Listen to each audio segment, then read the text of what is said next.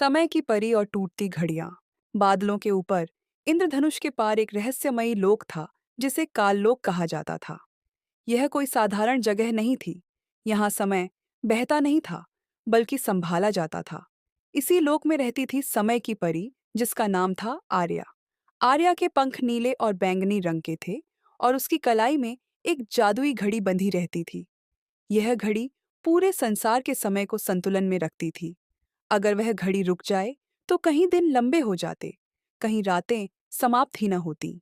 आर्या का काम आसान नहीं था। उसे रोज समय मंडप में जाकर दुनिया की घड़ियों की जांच करनी होती थी। वहां हजारों जादुई घड़ियां लटकी थीं। हर घड़ी किसी न किसी इंसान, शहर या जंगल के समय से जुड़ी थी। एक दिन आर्या ने देखा कि कुछ घड़ियां टूटने लगी हैं। उनकी सुइयां कांप रही थीं और समय अस्थिर हो रहा था। कहीं बच्चे अचानक बूढ़े लगने लगे, तो कहीं पेड़ सालों तक बढ़ ही नहीं पा रहे थे। घबराकर आर्या अपने गुरु महापरी कालिनी के पास गई। कालिनी ने गंभीर स्वर में कहा, यह सब लोभ और जल्दबाजी का परिणाम है। इंसान समय को समझने के बजाय उसे जीतना चाहता है। समस्या का समाधान आसान नहीं था। आर्या को पृथ्वी पर जाकर यह पता लगाना था कि समय का संतुलन कौन बिगाड़ रहा है। यह उसका पहला अकेला मिशन था। धरती पर पहुंचते ही आर्या ने देखा कि एक नगर में एक वैज्ञानिक, वेदांत, समय को रोकने की मशीन बना रहा था। वह अपने बीते हुए दुखों को बदलना चाहता था। उसकी मशीन से समय में दरारें पड़ रही थीं। आर्या ने वेदांत से बात की। उसने उसे समझाया कि समय को बदला नहीं जा सकता, केवल समझा जा सकता है।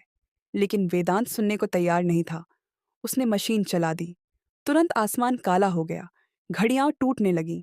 आर्या ने अपनी जादुई घड़ी निकाली और पूरी शक्ति से समय को थामने की कोशिश की। यह बहुत कठिन था। उसके पंख कांपने लगे, उसकी रोशनी फीकी पड़ने लगी। आखिरकार वेदांत ने अपनी गलती समझी। उसने मशीन बंद कर दी। समय धीरे धीरे सामान्य होने लगा। लेकिन इस संघर्ष में आर्या की घड़ी टूट गई।